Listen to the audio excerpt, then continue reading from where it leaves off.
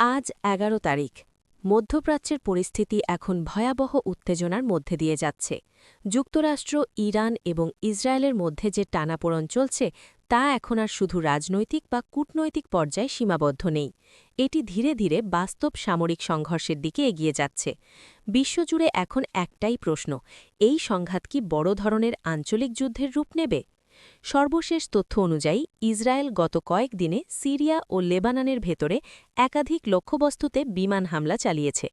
এই হামলাগুলোর মূল লক্ষ্য ছিল ইরান সমর্থিত সামরিক স্থাপনা এবং অস্ত্র সরবরাহ লাইন।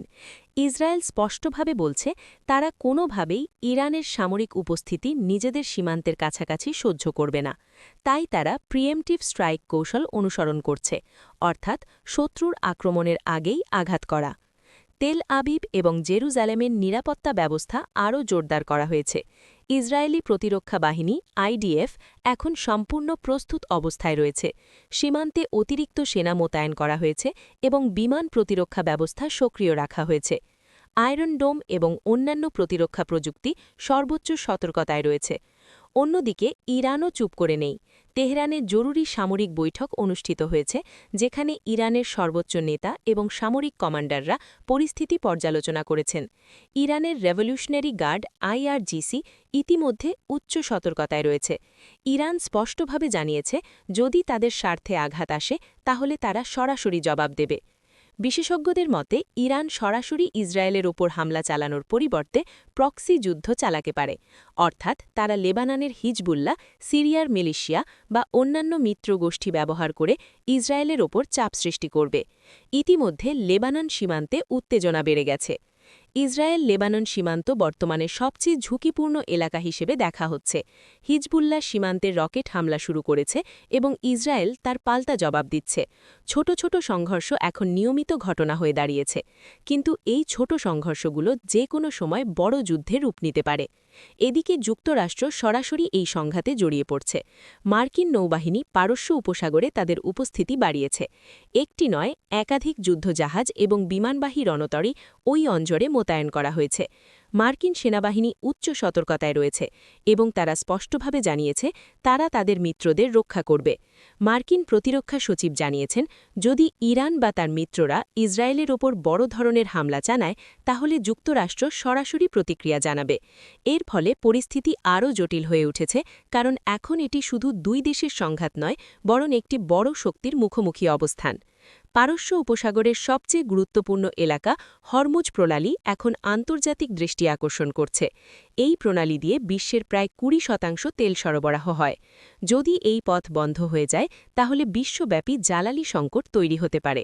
ইতিমধ্যে কিছু তেলবাহী জাহাজ বিকল্প রুট খুঁজছে এবং বিমা খরচ বেড়ে গেছে। যুদ্ধের এই উত্তেজনার কারণে বিশ্ব অর্থনীতিতেও বড় ধরনের প্রভাব পড়ছে। তেলের দাম দ্রুত বাড়ছে, শেয়ার বাজারে অস্থিরতা দেখা যাচ্ছে এবং মুদ্রাস্ফীতির ঝুঁকি বাড়ছে। ইউরোপ, এশিয়া এবং অন্যান্য অঞ্চলের অর্থনীতিও এই সংকটের প্রভাব থেকে মুক্ত নয়। এই সংঘাতে বিভিন্ন ধরনের আধুনিক যুদ্ধ কৌশল ব্যবহার করা হচ্ছে। ড্রোন হামলা, মিসাইল স্ট্রাইক, বিমান হামলা এবং স্থল অভিযান সবকিছুই একসাথে চলছে।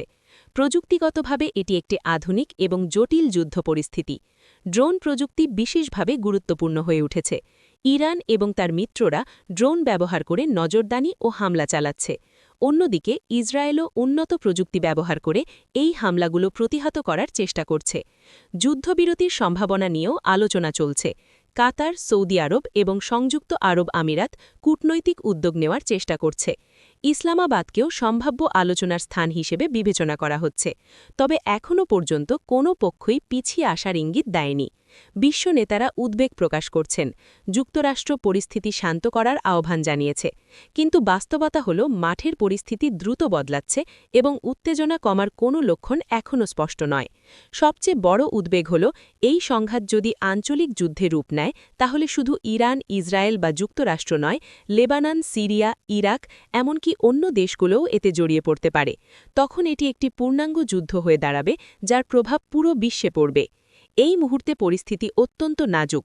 প্রতিটি সিদ্ধান্ত, প্রতিটি হামলা এবং প্রতিটি প্রতিক্রিয়া পরিস্থিতিকে আরও খারাপ বা ভালো দুই দিকেই নিতে পারে। তাই আন্তর্জাতিক কূটনীতি এখন সবচেয়ে গুরুত্বপূর্ণ ভূমিকা পালন করতে পারে। সবশেষে বলা যায় ১১ তারিখের বর্তমান পরিস্থিতি অনুযায়ী মধ্যপ্রাচ্য এক বড় সংকটের মুখে দাঁড়িয়ে আছে।